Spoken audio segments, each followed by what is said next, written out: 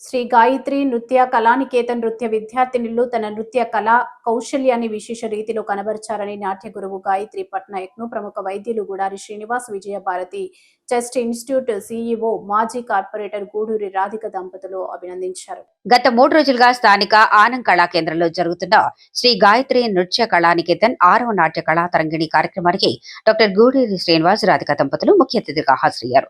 ఈ సందర్భంగా డాక్టర్ గూడూరి శ్రీనివాస్ రాధిక దంపతులను శ్రీ గాయత్రి కళానికేతన్ వ్యవస్థాపకులు గాయత్రి పట్నాయక్ ఘనంగా సత్కరించారు. అనంతరం డాక్టర్ గూడూరి శ్రీనివాస్ రాధిక దంపతుల చేతుల మీదుగా రాష్ట్ర వ్యాప్తంగా పలువురు నాట్య గురువులను సత్కరించారు.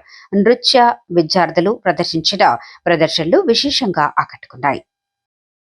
కూడా తను నేర్చుకున్నటువంటి కళ తనతో అంతరించుకోకూడదు, శిష్య పరంపరగా గురువులు అందించినటువంటి పరంపరను కొనసాగించాలనే ఉద్దేశంతో అనేక మంది కళాకారులు నిరంతరం తీర్చిదిద్దుతున్నటువంటి